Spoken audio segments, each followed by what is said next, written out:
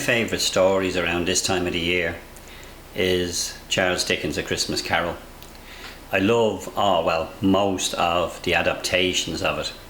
So I'm going to bring you a little video giving my opinion and synopsis on all the adaptations.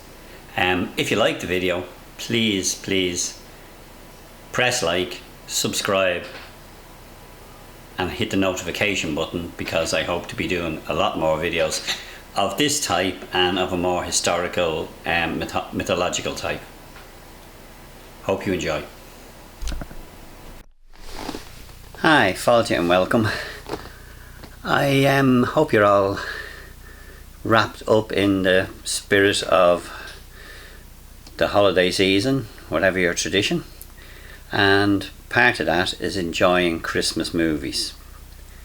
Now, one perennial Christmas story that celebrates its 180th year this year is Charles Dickens' A Christmas Carol.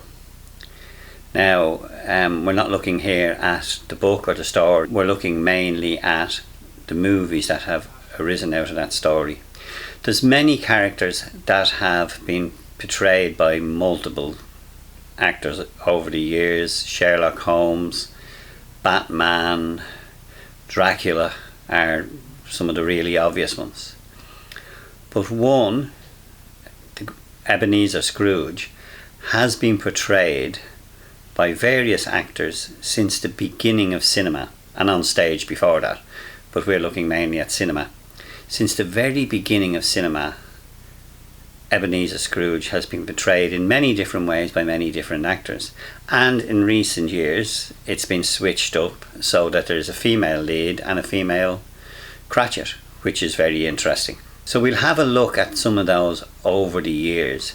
The very earliest one was in the early days of the cinema, back in 1901.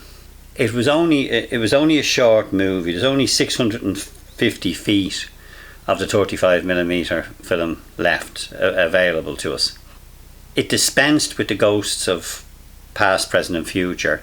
Instead, Marley it was just purely Marley showing him the error of his ways. That was in keeping with very early theatre adaptations of that novel.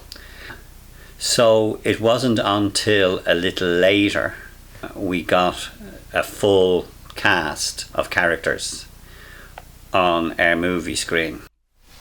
A remarkable thing to take note of, however, with the very, very early one we have from 1901 is things that we would find easy, things that a child can do with a phone nowadays, were major undertakings in the cinema of 1901, like superimposing Marley's face on the door knocker.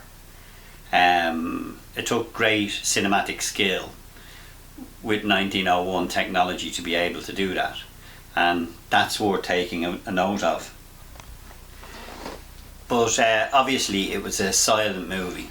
So the first time we actually hear Marley's voice is in the 1928 film starring Bransby Williams. But again, that's not one that's readily available. The 1935 film starring Seymour Hicks is also available, but not that easy to find.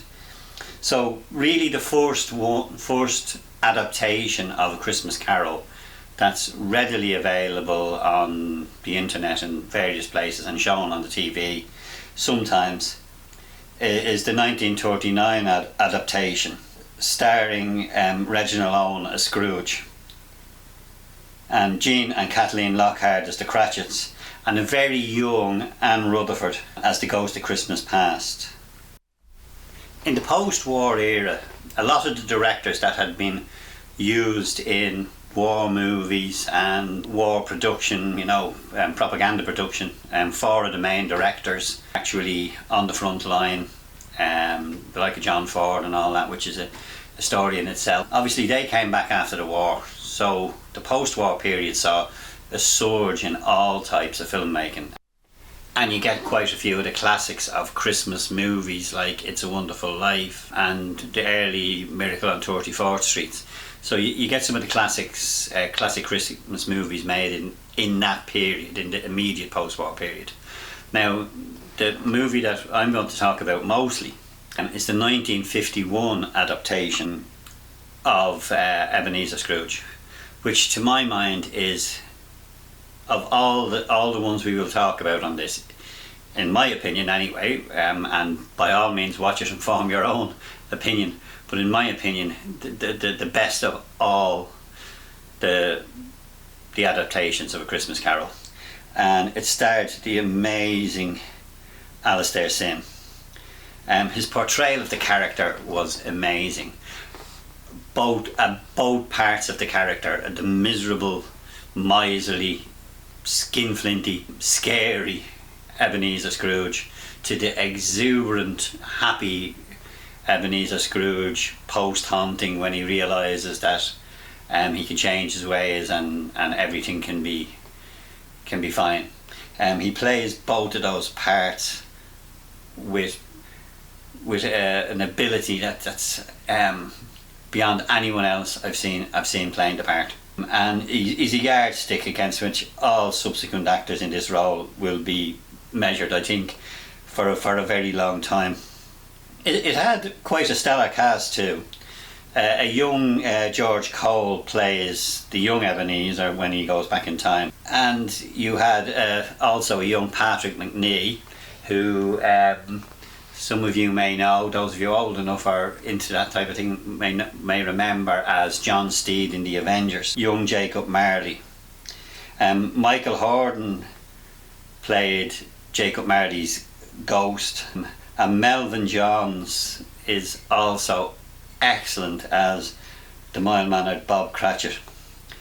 Now, after this adaptation, which, as I say, is, to my mind, one of the best, after that we wait nearly 20 years for the next major adaptation of it, and that came in the form of a musical. Lionel Bart's musical Oliver, which obviously is another Charles Dickens classic, was such a hit, it was bound to be the case that somebody else would think of making another Dickensian novel into a musical. And looking at the Dickensian novels, I think the only other one they could have really attempted was A Christmas Carol. It didn't reach the heights that Oliver reached, but there's some good musical numbers in it, and it's well acted and is a version of A Christmas Carol.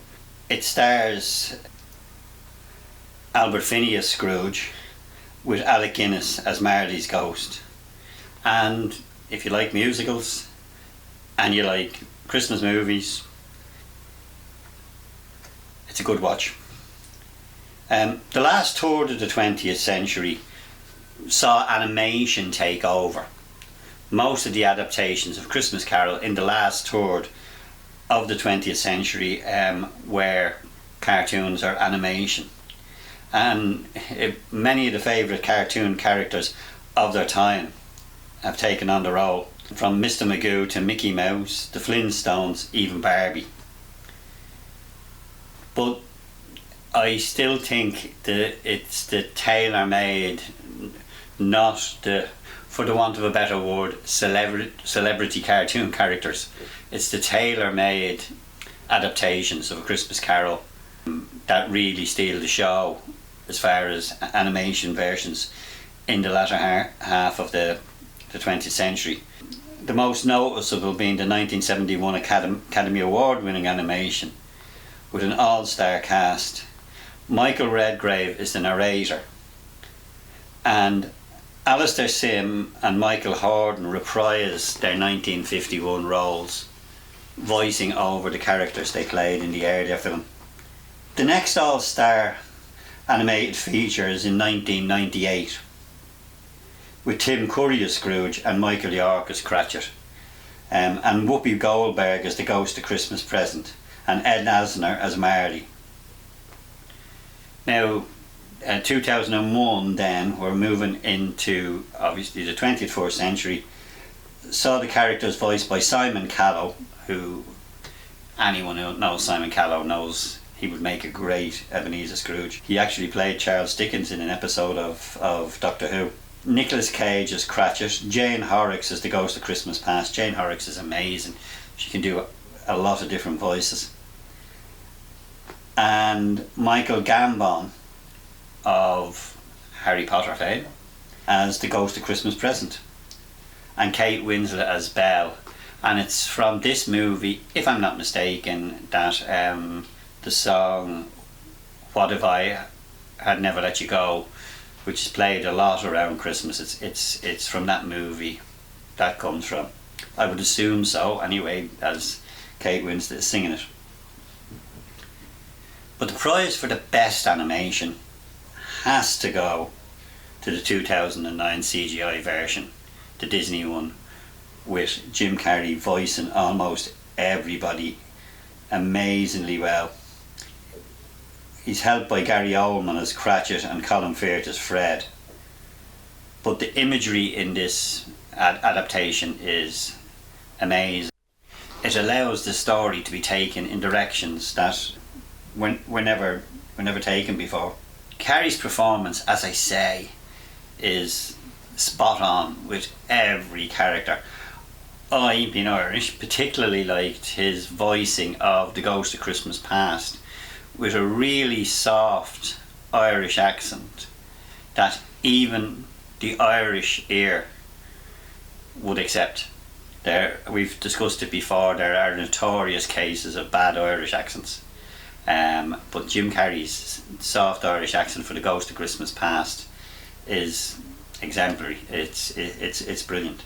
We can't leave the animation behind though, without looking at another adaptation which is a seasonal favourite. Falls into an animation category and also into a musical category, is the Muppets Christmas Carol. Michael Caine is brilliant as Ebenezer Scrooge, who terrifies even vegetables and throws mice out into the snow. The story is taken by Gonzo, who plays Charles Dickens, giving Rizzo a rat with a strong New York accent a tour of the story. And as with most Muppet productions, the comedy and musical elements are brilliant, they're excellent. With songs like It Feels Like Christmas, Mr. Humbug, The Love Is Gone, and One More Sleep Till Christmas being actually, in a lot of cases, better than the original musical we talked about earlier on. And as I said, Michael Caine is brilliant in that. You know, once you suspend your disbelief with Miss Piggy being Mrs. Cratchit and Kermit the Frog being Bob Cratchit, it's a great watch. It's a great Christmas watch, a nice family Christmas movie. But back into the real world of non-animation, I mean, other notable actors to take on the role in more traditional adaptations were George C. Scott in 1984 and Patrick Stewart in 1999. Both excellent but very different takes on the character. But that's not where the story ends. In recent years, mostly companies like Hallmark and all these made-for-television Christmas movies have taken the story time and time again and moved it in different directions, and not always terrible, I have to say. Before we touch on them, we have to touch on another one that does take the story in a slightly different direction. Probably the first one to tweak the story and move it from Dickensian London and its traditional roots, and probably the first movie to do that with any great success was Scrooged. And you couldn't do a synopsis or a video on A Christmas Carol without touching on Scrooged. Bill Murray, I mean, who else? Bill Murray as a nasty TV executive. If you want to do nasty and comedy in the same movie, you can't do better than Bill Murray. He's a nasty TV executive, taught the error of his ways by very dysfunctional ghosts. That's another great thing about Scrooged. The ghosts are more dysfunctional than Scrooge is. Actually, also in that, it's probably the first time that the main character isn't actually called Scrooge. I've forgotten his name offhand, but he's not actually called Scrooge. The very dysfunctional ghost, as I said, New York taxi driver, and a fairy with a penchant for violence, which is hilarious. To see, maybe it's just me, to see Bill Murray constantly beaten up through his Ghost of Christmas Present experience. We come now on to the more modern adaptations, I say, which has kind of been taken over by the made-for-TV movies by either Hallmark or Netflix, or one of those. We'll now take a look at some of the more offbeat or modern twists on A Christmas Carol. Some have done it quite successfully and some not so successfully. I had said earlier on that Scrooged was the first time that A Christmas Carol was tweaked and shifted over to America, but I did use the word successfully. It had been done before in An American Christmas Carol with Henry the Fonz Winkler playing the part. Now this was done in 1979, so Henry Winkler would have been quite young at the time, so very heavy prosthetics to make him look the old miser that he played. Not one of the best versions, I have to say. It's not terrible, but in the rankings of versions of A Christmas Carol, it wouldn't, to be very honest, feature very high. Of course, the made-for-television companies in particular are going to tweak it a little bit and make it a bit more female friendly, with female leading roles and female Cratchit characters. And the obvious thing to do, obviously you can't call a female Ebenezer, although one version managed to turn the name Elizabeth into Ebby in a movie of the same name about a miserly department store owner who learns the error of her ways in a traditional manner, and her long-suffering personal assistant, whose name was Cratchit, of course, reaps the benefit in the end. There's also one Mrs. Scrooge with a female lead and the name Ebenita. So they have tried to get the Ebenezer in there. It doesn't kind of ring true very well. So what the more modern ones seem to have done is abandon that idea altogether and play on the word carol. Kind of obvious, really. So you have a number with the name Carol. There's a Carol Christmas and It's Christmas Carol. And there's also an English version which I will touch on in a while, with her name being Carol, Carole. They have tried to update it with varying successes. Some of them are quite good and some of them, as you'd expect, are truly awful. The musicals as well, we already touched on Scrooge the musical, and we touched on A Muppet Christmas Carol. There have been two other notable attempts at musical versions of A Christmas Carol. One actually quite good, certainly in regards to the singing and dancing numbers in it, and one dreadful, absolutely the worst I would put on my list. I couldn't even manage to watch it all the way through, despite the fact that it stars Kelsey Grammer, who is a great actor and you would imagine would make a great Scrooge, and he probably would make a great Scrooge in a straight adaptation of Scrooge, but the musical version is awful. I'm sorry, it's just terrible. The other one is Spirited, and Spirited is an interesting movie. As I say, the song and dance numbers in Spirited are quite good. It's an interesting tweak on the story. This movie was released only last year. It stars Ryan Reynolds as Clint Briggs. He is the nasty target. And the Ghost of Christmas Present, Will Ferrell. So you can imagine that combination to be quite an anarchic mix, which it turns out to be. It is an interesting watch. The music in it is quite good, and as I say, it has a stellar cast. Unfortunately, unlike A Christmas Carol, the musical, the Kelsey Grammer one. As I say, modern era brings the Christmas Carol into a lot of different areas. Another one taking it back to London, we have two particular versions. One stars Ross Kemp as a tough East End moneylender. It has an Irish interest in it again, in that Angeline Ball of The Commitments fame plays his long-suffering girlfriend Belle, an Irish nurse.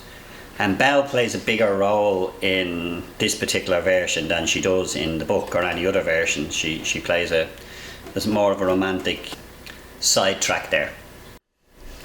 Another entertaining remake that was only released last year, so we'll probably see it easily on our screens again this year, was one starring another member of British soap royalty, Suran Jones, who plays Carol, Carole, who is visited by three ghosts. The Ghost of Christmas Present being Joe Brand, and the Ghost of Christmas Yet to Come, Nish Kumar. The Ghost of Christmas Past is interesting. The Ghost of Christmas Past is supposedly Eric Morecambe and Ernie Wise, who we know sadly have both passed away at this stage. And they are played very ably, I might add, by John T. Stevens and Ian Ashpatel. It's an entertaining, quite fun version of the story. As I say, it was only released last year, 2022, so I'm fairly sure it will be seen again this year. As well as all the movie versions, a number of television series have done kind of Christmas specials in and around the Christmas Carol theme. The most notable two I'm going to mention anyway is Blackadder being the first. Only the team at Blackadder could take it off on a completely contrary direction. Blackadder, unlike most of his ancestors, as anyone who watches the Blackadder season will know, is a mild-mannered Victorian who's basically put upon by everyone. He just wants to be nice to everyone, and everyone takes advantage of him. Until he's visited by one of his ancestors in the form of the late, great Robbie Coltrane, who most of you will know as Hagrid in the Harry Potter series. And Robbie comes to show him the error of his ways in a reverse fashion, to make him tougher, make him harder, make him meaner. And he's visited by a series of his ancestors who show him how to be tougher. It kind of backfires a bit when he insults Queen Victoria and Prince Albert, but it's a fun reversal that only the team behind Blackadder could have come up with. The other one I will touch on, because I am a major Whovian, is a Doctor Who Christmas special. And the Doctor Who Christmas special is another interesting take on the Christmas Carol story. The Doctor ends up playing the Ghost of Christmas Past to a very miserly Michael Gambon as Tarzan, The story is that Amy and Rory, the Doctor's two companions, are stuck on a starliner trying to land, and Tarzan controls the atmosphere around the planet, which is a strange atmosphere that allows fish and sharks to move through the air.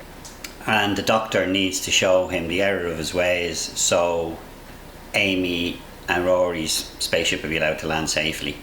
In the course of doing that, he meets Tarzan as a young boy.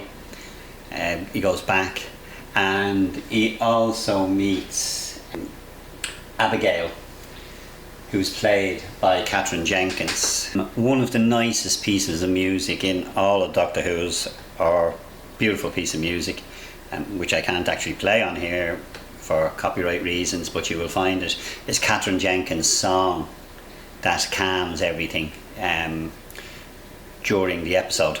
Obviously, if you're a Doctor Who fan, you'll be aware of it and you'll have seen it. If you're into a more science fiction-y version, this is worth seeing. A Christmas Carol was originally published 180 years ago this year, on the 19th of December 1843, and it's still been adapted for stage and screen.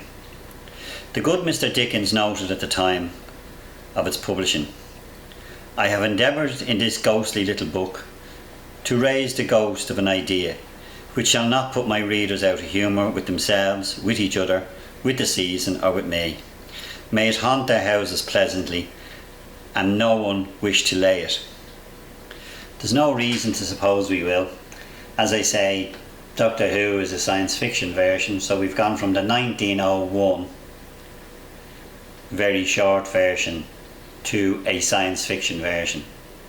I wonder if in 2843 will an extraterrestrial Ebenezer be visited by spectres from our era. You never know. The way Christmas Carol has taken to everybody's hearts, been adopted, changed with the times.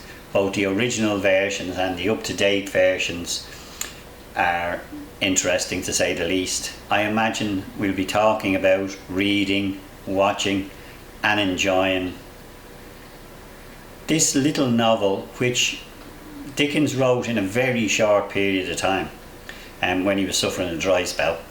This little novel will be around for many, many years to come, and will entertain our children, our grandchildren, our great-grandchildren, and I'm sure there will be versions of it made in 100, 200 years' time. One final movie I should touch on, which isn't a version of A Christmas Carol, it's not any kind of offshoot of Christmas Carol, but it's important in this video, is a movie called The Man Who Invented Christmas. It's an interesting little movie about Charles Dickens writing Christmas Carol. There's a bit of historical fact mixed in with a certain amount of fantasy, where he is visited, in his head at least, by Ebenezer Scrooge, urging him on and trying to point him in a certain direction to write the book. It is definitely an interesting watch if you're a fan of Dickens and a fan of Christmas Carol. Definitely one worth watching.